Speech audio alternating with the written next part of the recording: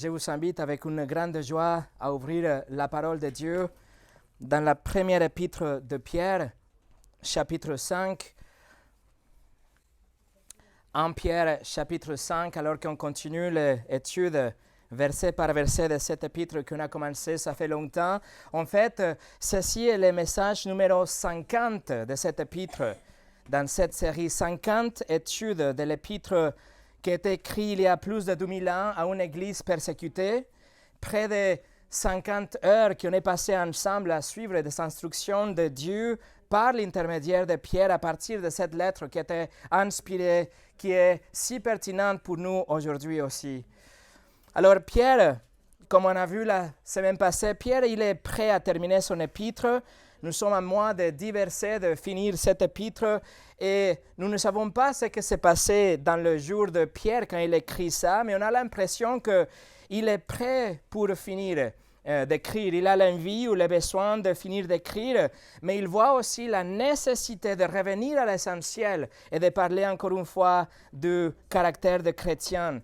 Et comme une mitraillette, il tire une série des instructions à la fin de son épître concernant les fondements du caractère chrétien. Donc il revient au début, au fondement de la foi, si vous voulez.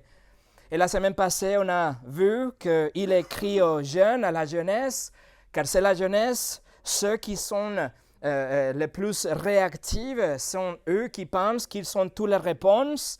Ils sont la force et donc ils se fient dans leur force, ils sont l'âge de la jeunesse, ils prennent la confiance dans leur jeunesse aussi, ils pensent qu'ils sont invincibles en fait.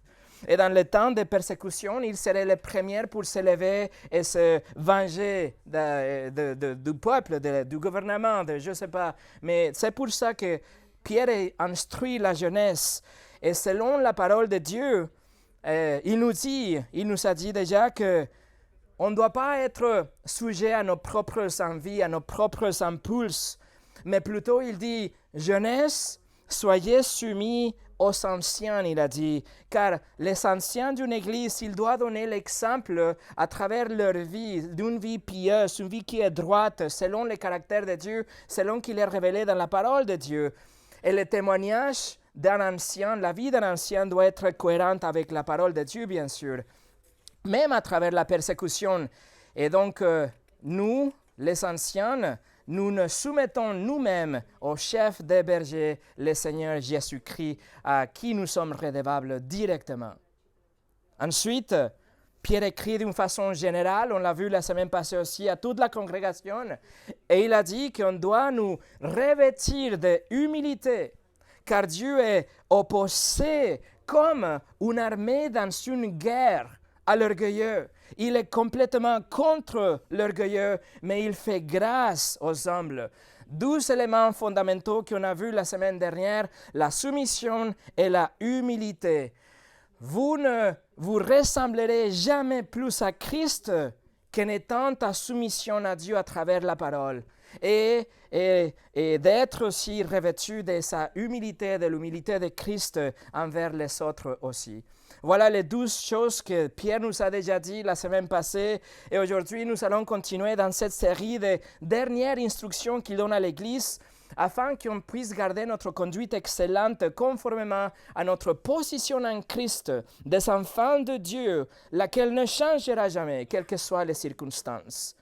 Et c'est ce qu'on va voir aujourd'hui, mais avant de commencer, je vous invite à prier avec moi.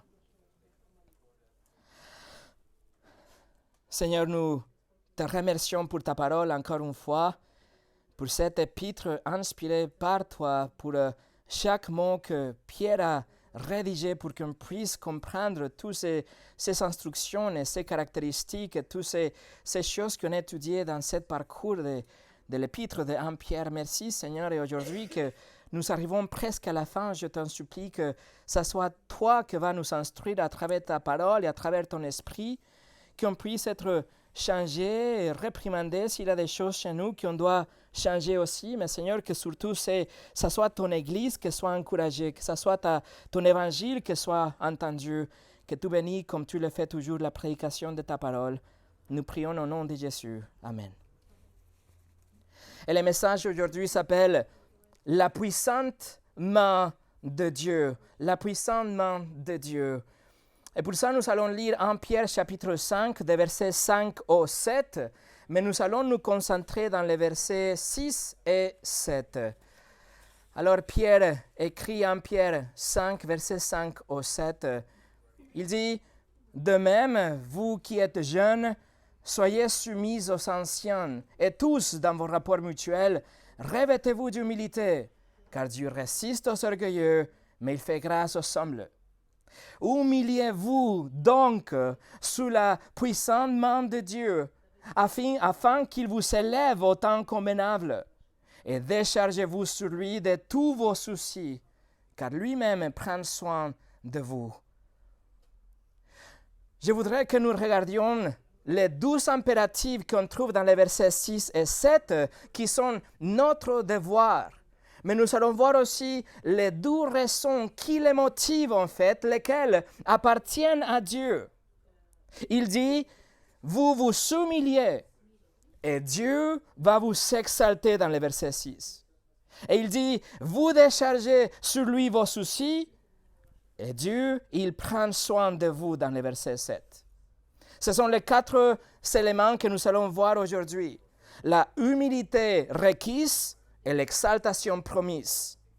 Numéro 3, la confiance accordée. Et numéro 4, le soin assuré. Alors, première chose, numéro 1, la humilité requise. C'est pour ça, regardez le verset 6 encore une fois. Pierre écrit, « Humiliez-vous donc sous la puissante main de Dieu. » Comme vous voyez ici, le verset 6 nous présente avec une conséquence directe de ce que Pierre vient de dire dans le verset 5. Puisque nous nous revêtons de l'humilité envers les uns les autres. Et puisque Dieu résiste, il s'oppose aux orgueilleux. Alors, la conséquence, verset 6, en conséquence donc, humiliez-vous devant Dieu. Ça serait le comble de la folie de savoir que Dieu Tout-Puissant est littéralement, non pas dans un sens figuré, mais littéralement contre les orgueilleux et rester orgueilleux et garder une attitude arrogante et nourrir votre orgueil à travers les autres personnes et particulièrement rester orgueilleux devant Dieu. On a lu déjà, on a étudié que Dieu fait grâce aux humbles, donc revêtez-vous de humilité, il nous dit. Soyez humbles devant Dieu. Et le temps de ces verbes que Pierre écrit ici appelle à une décision immédiate. C'est une action de maintenant. Vous ne devez pas rester une seule minute de plus avec Dieu contre vous, car vous êtes orgueilleux. Il dit, humiliez-vous immédiatement. Maintenant, ça c'est le temps de ces verbes. Autrement dit, puisque nous avons une attitude de service envers les uns et les autres, puisque nous considérons que leurs besoins sont plus importants que le nôtre, en conséquence, alors gardez la même attitude devant Dieu. Soyez humbles, rendez service, soyez soumis à la parole de Dieu, l'autorité de Dieu. C'est-à-dire, ne pensez pas par un instant que vous savez mieux que lui, que vous savez mieux que Dieu. Ne remettez pas en question si Dieu sait ce qu'il fait. Ne vous rebellez pas contre sa volonté. Ne méprisez pas la parole de Dieu et les instructions de Dieu dont on a lu déjà, par exemple, dans 1 Pierre. Soyez humbles, soyez doux, soyez simples. Ne contestez pas la sagesse de Dieu. Ne mettez pas en doute ses méthodes. Ne mettez pas en question sa bonté et sa souveraineté. Et ne pensez pas que vous méritiez quelque chose de mieux ou que le monde mérite quelque chose de différent que ce qu'on voit aujourd'hui. Non. Pierre nous dit, maintenant, humiliez-vous devant lui. Soyez humbles devant lui. Être humble devant lui, devant Dieu, se caractérise justement par l'acceptation de sa volonté. Ne se rebellez pas contre la volonté de Dieu, mais l'acceptez. Vous ne vous élevez pas pour vous plaindre contre Dieu. Vous ne levez pas le poing en disant que quelque chose est injuste chez vous ou dans le monde. Vous ne vous effondrez pas non plus dans le apitoiement de soi. Vous ne vivez pas dans le déni non plus parce que vous n'acceptez pas sa volonté, vous n'aimez pas sa volonté. Mais vous acceptez sa volonté, vous assumez et vous avalez la volonté de Dieu, même si c'est amer parfois. Jonas le prophète, vous connaissez l'histoire, il n'était pas humble. Jonas, lorsque Dieu l'a appelé et Dieu l'envoya à prêcher à Ninive à l'est, et il a pris un bateau pour aller à l'ouest.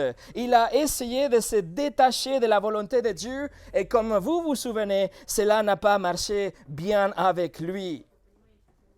Jonas, chapitre 1, versets 2 et 3 nous dit, Dieu dit, « Lève-toi, va à Ninive, la grande ville, et crie contre elle, car sa méchanceté est montée jusqu'à moi. » Et Jonas se leva pour s'enfuir à Tarsis, loin de la face de l'Éternel. Voilà un prophète révèle, quelqu'un qui n'était pas humilié ou humble devant la main de Dieu, devant la souveraineté de Dieu. Et après avoir été pris dans une tempête violente, après avoir été avalé par un grand poisson, après avoir passé 3 jours dans le ventre de ce poisson, le chapitre 3 nous dit, « Et Jonas se leva et alla à Ninive, selon la parole de Dieu. » Dieu résiste l'orgueilleux. Pierre a déjà cité des proverbes dans le verset 5 qu'on a étudié la semaine passée. Il est contre l'orgueilleux comme une armée qui défend une ville. Et il désignera le vent, les vagues ou le plus gros poisson. Mais il va accomplir sa volonté, que vous soyez humble ou qu'il vous rende humble. Alors Pierre écrit, « Humiliez-vous sous la puissante main de Dieu. » La puissante main de Dieu. Et en fait, l'expression « la puissante main de Dieu » fait référence à sa souveraineté. Cette expression évoque le pouvoir de contrôle de Dieu, sa volonté inéluctable. Donc, au lieu de se plaindre et lutter contre la volonté de Dieu, il faut se humilier et accepter la volonté de Dieu et embrasser la volonté de Dieu.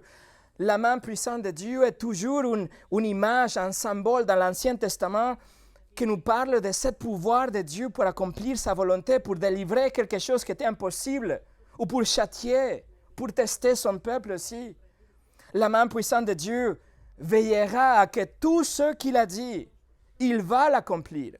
Cela nous parle de cette puissance de Tout-Puissante, notre Dieu.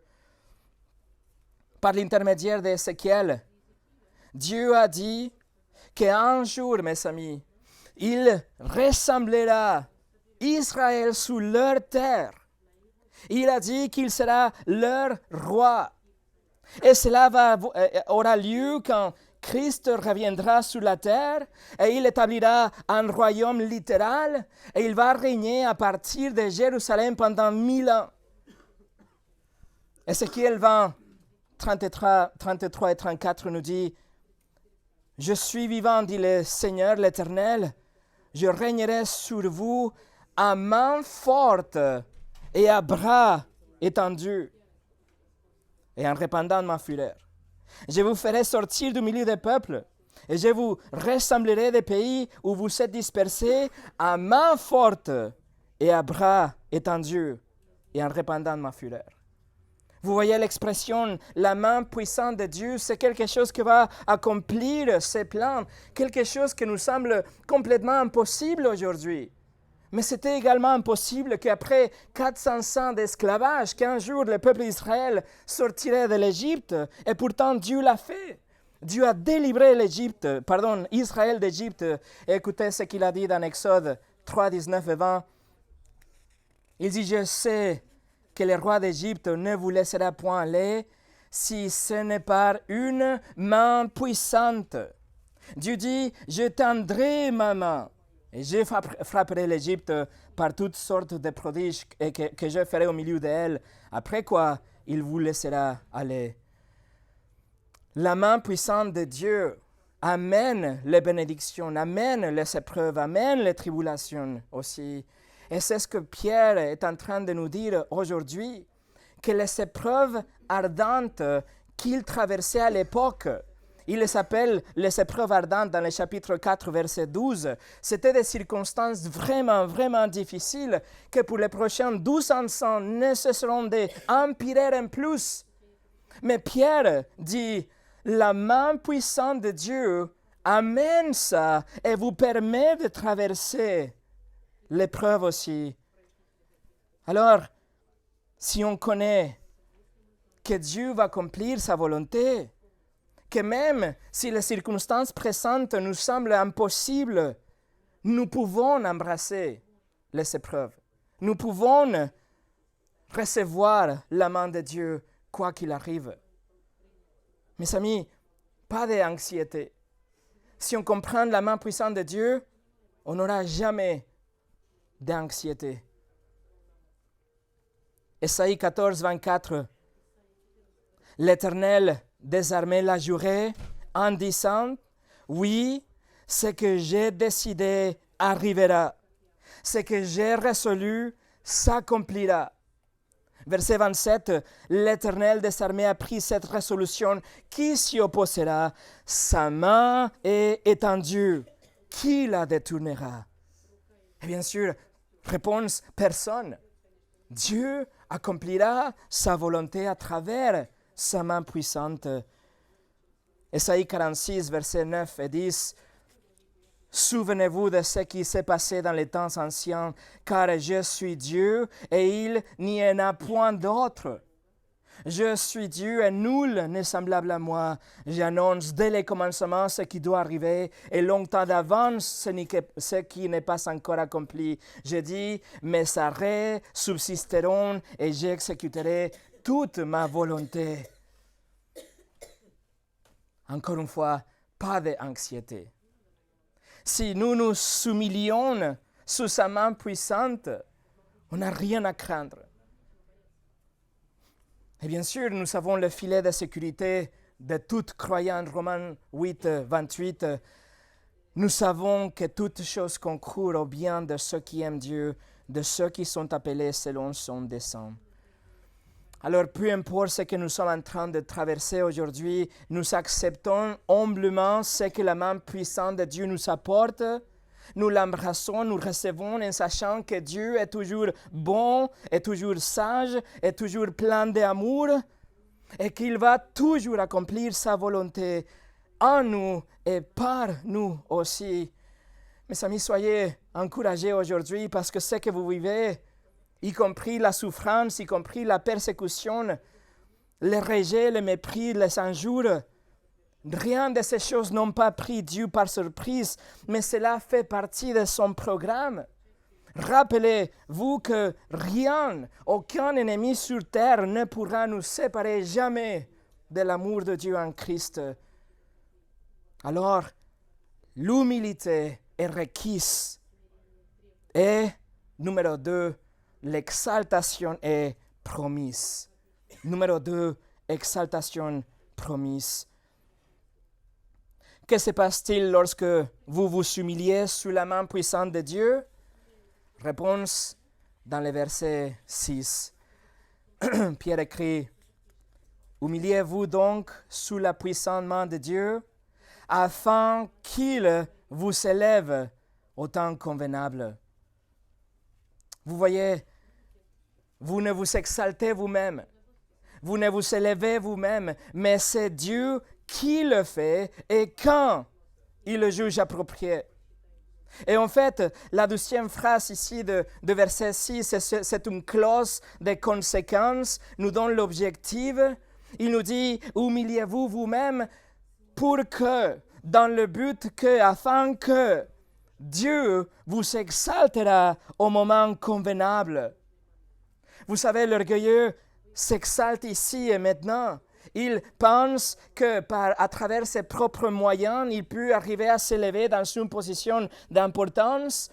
Il fait confiance à ses propres forces, sa capacité, ses dons, sa richesse, etc. Il voit les autres d'un point de vue supérieur, mais alors, grande est la chute après. Pierre, l'apôtre Pierre qui écrit notre épître, il en a fait l'expérience. Marc 14, 29 au 31, Pierre dit à Jésus, « Quand tous seraient scandalisés, je ne serai pas scandalisé. » Et Jésus lui dit, « Je te le dis en vérité, toi aujourd'hui, cette nuit même, avant que les coqs chantent 2 fois, tu me régneras 3 fois. » Mais Pierre reprit plus fortement, « Quand il me faudrait mourir avec toi, je ne te régnerai pas. » Et tous dirent la même chose.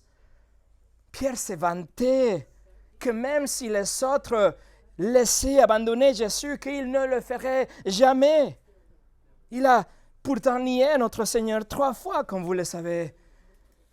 Alors que le coq chantait, Pierre l'avait nié déjà 3 fois et chaque jour et pour le reste de sa vie, alors qu'un coq annonçait le nouveau jour, Pierre se souvenait de cet épisode dans sa vie sans aucun doute. Et c'est ça, le coq leur rappelait aussi qu'il faut résister l'exaltation de soi, que nous ne pouvons pas compter dans nos propres forces, que nous ne pouvons pas nous exalter nous-mêmes. Pourquoi? Parce que Dieu oppose l'orgueilleux, mais il fait grâce aux humbles. Jésus a enseigné très clairement à ce sujet. Allez avec moi au Luc chapitre 18. L'évangile de Luc chapitre 18.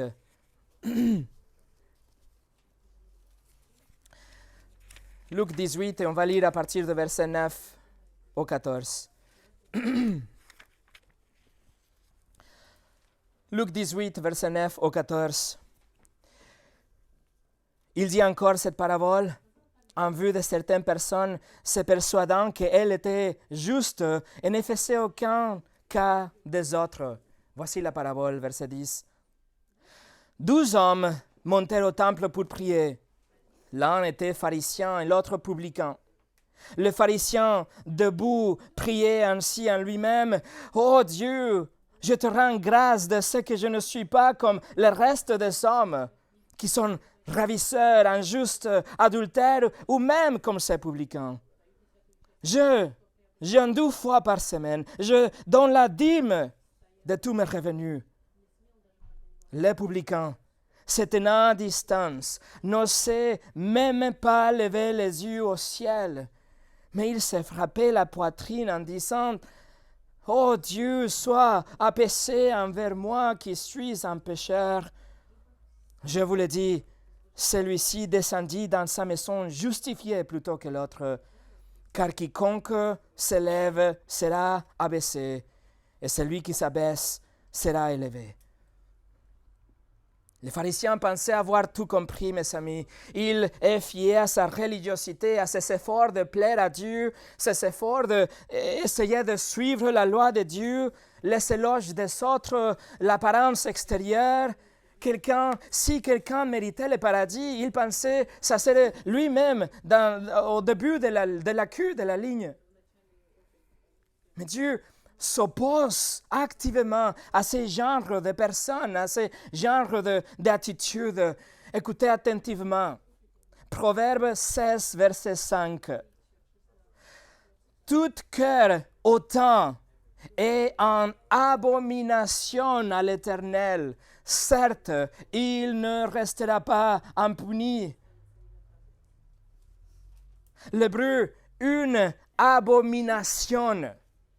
Ça veut dire littéralement l'envie de vomir, la répugnance physique, quelque chose de détestable, de répulsif.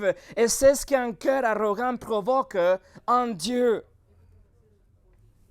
En revanche, vous savez, le publicain, le collecteur d'impôts, il connaissait toute la vérité par rapport à lui-même. Il savait qu'il n'était pas une bonne personne, qu'il était en fait un pécheur. Il savait qu'il avait violé la loi de Dieu, les 10 commandements. Tout ce qu'il pouvait faire, c'était de supplier la miséricorde de Dieu, car tout ce qu'il méritait, c'était la colère de Dieu, la justice parfaite et le châtiment éternel en enfer. Le collecteur des impôts se tenait à l'écart et il se frappait la poitrine. Il ne pouvait pas même voir le ciel. Et son cri, qu'est-ce qu'il priait? Oh Dieu, sois apaisé envers moi qui suis un pécheur. Quel est le résultat? Le publicain, Jésus nous dit, il est rentré chez lui justifié. Le grec dikaio, ça veut dire prononcé juste, déclaré innocent par un juge. Lorsque nous nous humilions nous-mêmes comme ça, lorsque nous comprenons comme le publicain la situation difficile dans laquelle nous nous trouvons aujourd'hui devant un Dieu saint et une justice parfaite, c'est là que Dieu fait grâce à travers l'Évangile. Et il nous donne l'Évangile et il nous annonce que Jésus a donné sa vie parfaite en sacrifice pour apaiser la justice divine comme le publicain a prié. Il a pris en lui notre péché sur la croix afin que Dieu nous accorde le paradis que Jésus avait mérité. Et il a châtié Jésus avec la colère que nous avions mérité aussi. Jésus a souffert et mort et ressuscité afin que nous soyons pardonnés, afin que nous soit accordée la vie éternelle. Mais nous, en réponse, on doit nous repentir et croire en Jésus comme notre Seigneur et notre Sauveur. La repentance et la foi. Et le Seigneur Jésus, écoutez, il est en train d'enseigner à travers une parabole, comme il faisait souvent. Mais dans le verset 14, regardez, il sort de la parabole à la réalité. Et remarquez l'assurance de son affirmation. Il dit, la 12e partie du verset 14, « Quiconque s'élève sera abaissé, et celui qui s'abaisse sera élevé. » Mes amis, soit nous nous humilions sous la main puissante de Dieu, ou il nous rendra humbles à travers des épreuves et des circonstances et des châtiments. Mais quoi qu'il soit, vous serez humbles. Par contre, si nous nous humilions nous-mêmes, la certitude est aussi absolue. Jésus dit, il sera élevé ou exalté. C'est ce que Jacques écrit dans son épître aussi, chapitre 4, verset 10. « Humiliez-vous devant le Seigneur, et il vous élèvera. » Il me semble que la clé pour l'exaltation est la humilité. Et d'ailleurs, dans Luc chapitre 14, Jésus a donné une autre parabole, la parabole du festin de noces, et il termine son enseignement avec les mêmes mots exactement. Luc 14, 11, « Quiconque s'élève sera abaissé, et quiconque s'abaisse sera élevé. » Pierre avait entendu ce qu'il est en train d'écrire, il avait entendu de la part de Jésus directement, au moins dans ces 12 occasions, mais il y a une troisième aussi, reportée dans Matthieu chapitre 23, où Jésus est en train de dénoncer les pharisiens, et il finit exactement par la même phrase, Matthieu 23, 12, « Quiconque s'élèvera sera abaissé, et quiconque s'abaissera sera élevé. » Alors combien de fois on a besoin d'entendre la même vérité? De plus, Pierre l'avait vécu aussi personnellement, puisqu'il a nié le Seigneur 3 fois à cause de son orgueil. Et il s'en rappelle à chaque lever du soleil avec le chant du coq. Revenez à 1 Pierre 5. 1 Pierre chapitre 5, verset 6. Pierre continue, « Humiliez-vous donc sous la puissante main de Dieu, afin qu'il vous élève au temps convenable. » Et le mot pour élever dans notre texte est littéralement ça, élever ou soulever quelque chose. Alors la question qu'on doit se poser est, dans quel sens nous sommes élevés par Dieu? Je vous propose 3 sens à cette notion. Nous pouvons être élevés immédiatement, probablement et sûrement. Je vous explique. Premièrement, nous pouvons être élevés immédiatement. Nous sommes élevés ou exaltés immédiatement lorsque nous venons dans la humilité pour reconnaître notre péché devant lui. Lorsque nous reconnaissons notre châtiment mérité en enfer, lorsque nous nous repentons de nos péchés, lorsque nous donnons notre vie à Jésus-Christ, en ce moment-là, nous sommes immédiatement, surnaturellement placés en Christ, élevés avec lui. Notre position, notre statut change. Paul écrit que nous sommes déjà assis avec lui dans le lieu céleste. Pierre écrit que nous avons déjà un héritage, nous avons déjà la vie éternelle. Nous sommes déjà considérés comme des enfants adoptifs de Dieu. Nous ne sommes plus des étrangers, des ennemis, mais nous sommes exaltés immédiatement lors de notre salut. Deuxièmement, probablement, il se peut que Dieu vous élève dans cette vie, dans une position importante, oui, c'est possible, comme il a fait avec Joseph après qu'il était en prison, comme il a fait avec David après qu'il était un berger. C'est une possibilité, mais cela dépend du Seigneur. Probablement. Dieu peut nous exalter, probablement, au-dessus de nos problèmes. Il peut nous élever au-dessus de ses propres présentes. Il peut nous élever au-delà de cette période d'épreuve. Il peut nous élever et nous sortir de la bulle de la souffrance. Il peut, c'est possible. Votre situation est dure, votre épreuve est impossible, votre souffrance est interminable, mais la puissante main de Dieu, il peut vous faire sortir, il peut vous exalter de cet abîme. Veuillez noter, mes amis, que notre devoir, c'est de nous humilier devant lui. Et c'est à Dieu de décider si et quand il va nous exalter. Si et quand il va nous délivrer. En fait, Pierre écrit dans la dernière partie du verset 6, « Au temps convenable », comme vous avez vu, « au temps convenable », littéralement dans le grec, « en temps ». Et cela fait référence au plan de Dieu, le temps de Dieu, le temps approprié selon le plan de Dieu, la saison appropriée si vous voulez. Et cela demande de la patience de notre part, cela nécessite aussi de la confiance, cela nécessite de la soumission au calendrier de Dieu avec toute humilité.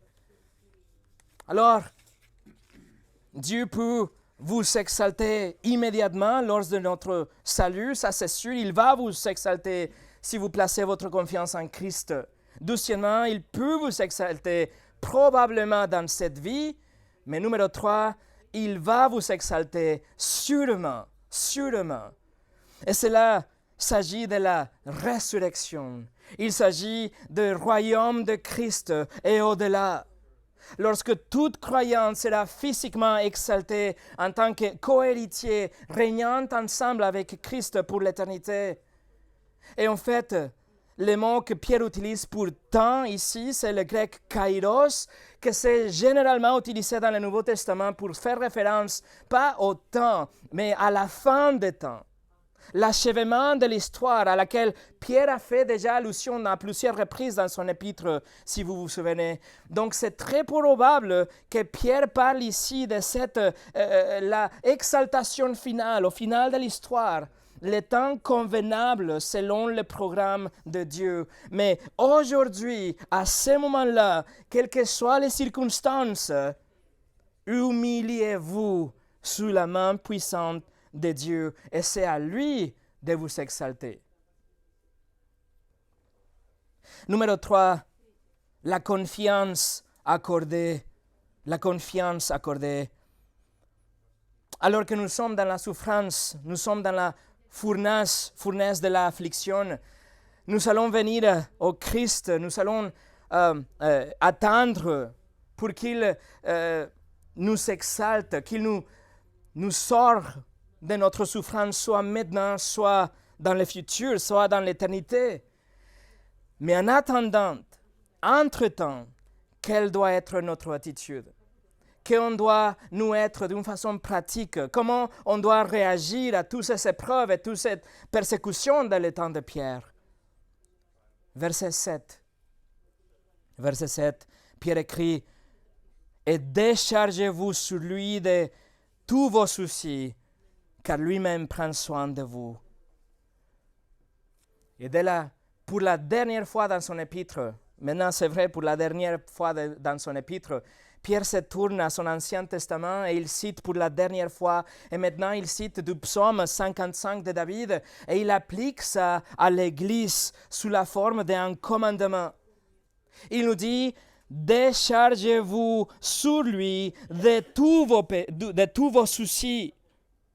Et le mot pour décharger, déchargez-vous, c'est utilisé pour se référer à l'action de prendre quelque chose en vous et la jeter ailleurs, la déplacer et la mettre quelque part ailleurs. C'est un mot utilisé dans Luc 19, par exemple, pour parler de couvertures qui sont jetées sur les animaux. Et le mot pour souci ici comprend le fait d'être préoccupé, de s'inquiéter du présent ou de l'avenir. Ça représente le mécontentement, le désespoir, le découragement et de ce qu'on voit. On est découragé pour ce qu'on voit autour de nous ou dans le monde, ou la douleur, la souffrance. Toutes ces émotions qui vous pèsent, c'est le souci. Ici, la Bible Martin le traduit comme inquiétude. Inquiétude. Alors, nous avons tous des inquiétudes. Nous avons tous des soucis. Mais quelle est la instruction de Dieu pour nous? Vous portez maintenant de la anxiété, vous portez maintenant de découragement et de la douleur à cause de cette épreuve présente comme si c'était un manteau sur vous. Pierre dit, enlevez ce manteau et jetez-le sur Dieu. Et si vous le faites vraiment, ça veut dire que vous ne le portez plus. Vous l'avez déplacé, vous l'avez jeté. Ce n'est pas en vous, c'est fini. Et vous lui donnez à Dieu ces manteaux de fardeau, des anxiétés, de désespoir, d'inquiétude, et vous lui faites confiance avec tous les détails qui pèsent dans votre cœur. Vous voyez, mes amis, la réponse chrétienne à la persécution et aux épreuves ardentes, ce n'est pas la rébellion, ce n'est pas l'anxiété, ce n'est pas le désespoir ou l'inquiétude qui peuvent venir. Si nous croyons que nous pouvons prendre soin de nous-mêmes, alors bien sûr, on aura le désespoir car nous ne sommes pas capables de le faire. Ou peut-être si on pense que Dieu n'est pas capable de nous aider, qu'il n'est pas capable de nous délivrer, alors bien sûr, on va porter ces fardeaux tout le temps. Mais si nous faisons confiance à la puissante main de Dieu, alors pas de problème. Il suffit juste d'attendre son planning. Il faut juste enlever ce manteau, le donner à Dieu et attendre. Et c'est d'ailleurs ici, c'est comme ça qu'on reste humble. C'est comme ça qu'on peut confier en lui. C'est comme ça que nous pouvons nous débarrasser de tous nos soucis et toutes nos inquiétudes en les donnant à l'Éternel. Ça, c'est la solution. Vous dites, oh Seigneur, cette situation, cette maladie, ce diagnostic, cette perte, ces projets, cette frustration, cette déception, cette crise qui me semble terrible, je choisis d'arrêter, d'essayer de la changer moi-même. Je suis incapable. Je reconnais que je ne suis pas capable et je suis au pied du mur. Et en lieu d'agir avec arrogance, comme si moi j'étais Dieu en train de le résoudre, j'enlève cette lourde couverture de mon dos Et je te la donne parce que tu as une main puissante et tu peux me délivrer. Je te fais confiance, en ton temps, tu me délivreras. Et dès que je finis de prier avec mon Amen, je veillerai à ne plus porter cette couverture et je me humilie devant la toute-puissance de l'Éternel et sa souveraineté et sa sagesse et sa fidélité d'un Dieu grand qui me aime. Amen. Et c'est fini. C'est fait. N'est-ce pas ce que Jésus a enseigné aussi lui-même? Matthieu 6, 25. Ne vous inquiétez pas pour votre vie de ce que vous mangerez, ni pour votre corps de quoi vous serez revêtus. Ne vous inquiétez pas. Et Paul réitère dans Philippiens 4, 6, ne vous inquiétez de rien. Mais en toutes choses, faites connaître vos besoins à Dieu par des prières et des supplications avec des actions de grâce. Par des prières et des supplications, c'est là qu'on prend le manteau et on le jette. Mes amis, vous pouvez partager vos chagrins avec des autres personnes par solidarité. Vous pouvez faire part de vos soucis à l'église pour la prière. Vous pouvez communiquer vos épreuves à votre conjoint pour la compréhension. Mais vous devez donner vos inquiétudes à Dieu pour la délivrance.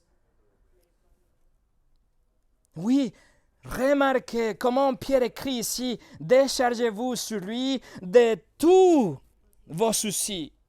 Tout, la totalité, car il a une main puissante et il vous élèvera au moment convenable. On va aller ensemble dans le premier livre de Samuel, 1 Samuel chapitre 1. L'Ancien Testament, 1 Samuel chapitre 1. Et si vous vous souvenez, nous avons Anne qui allait être la mère de Samuel, mais elle avait un problème, et le problème c'est qu'elle était stérile. Elle ne pouvait pas avoir des enfants, et cela c'était une honte dans la culture juive. Donc, elle va et elle prie. 1 Samuel chapitre 1, versets 10 et 11. 1 Samuel 1, versets 10 et 11. Et l'amertume dans l'âme, elle pria l'Éternel et versa ses pleurs.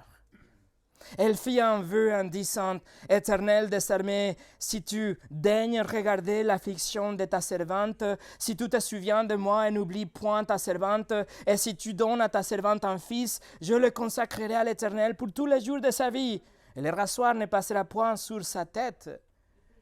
Observez l'amertume dans son âme et les pleurs au verset 10.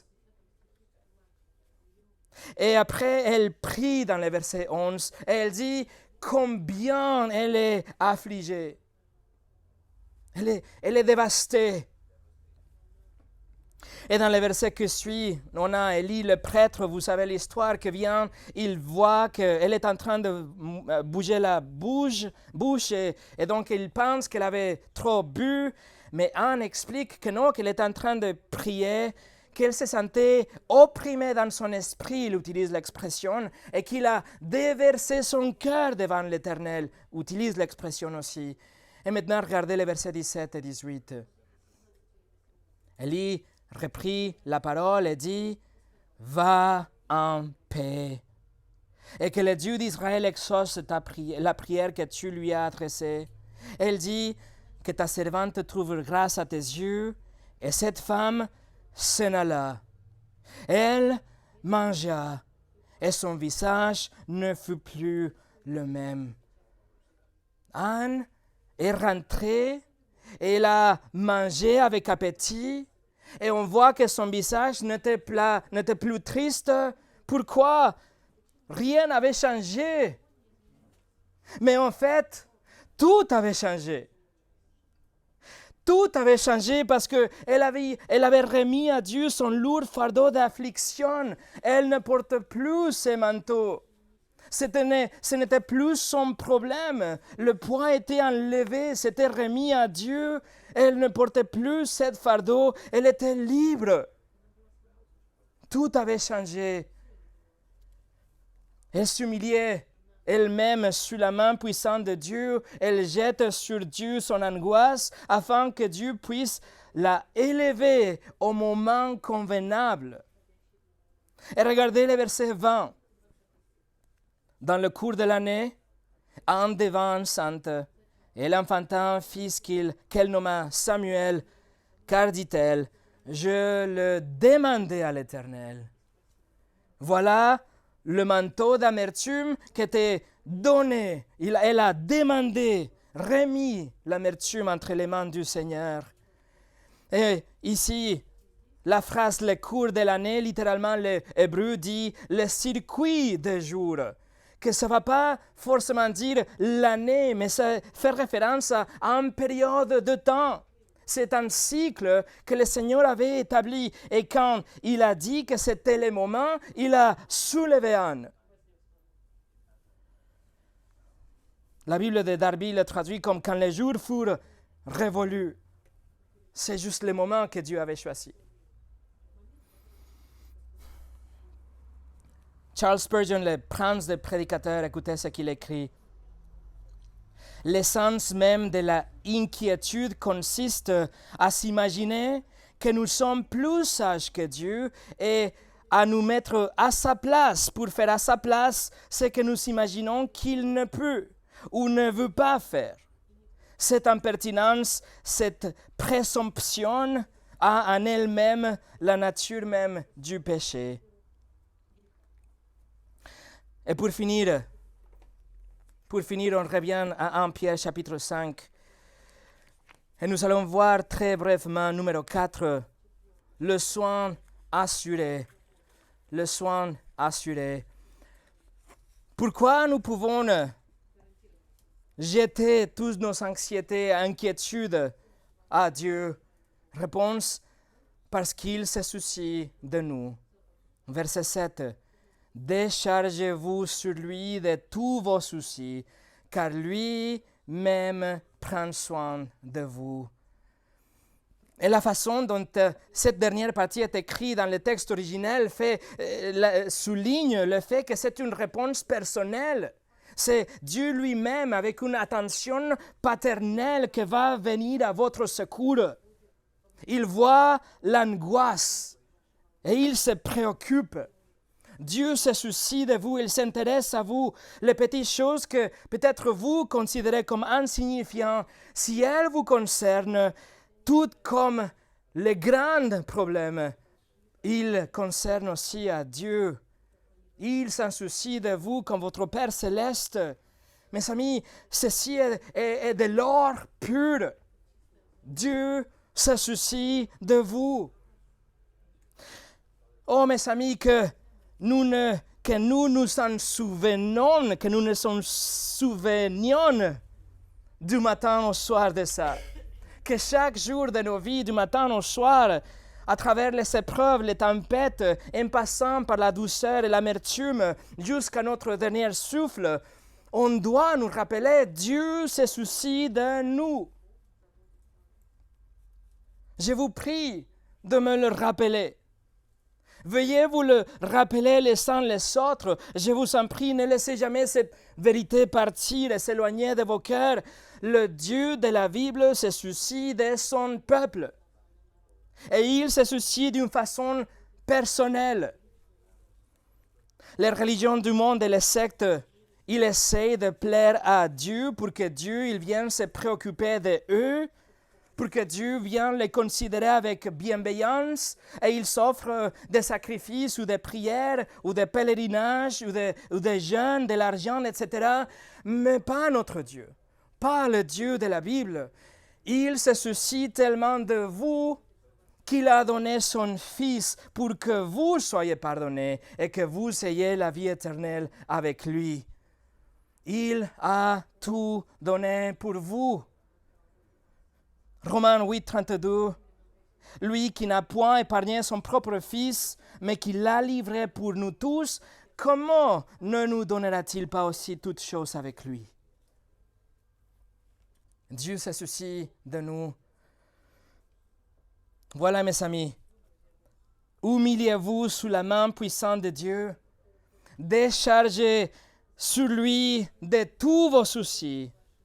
Et au moment convenable, il vous élèvera parce qu'il se soucie de vous. Prions.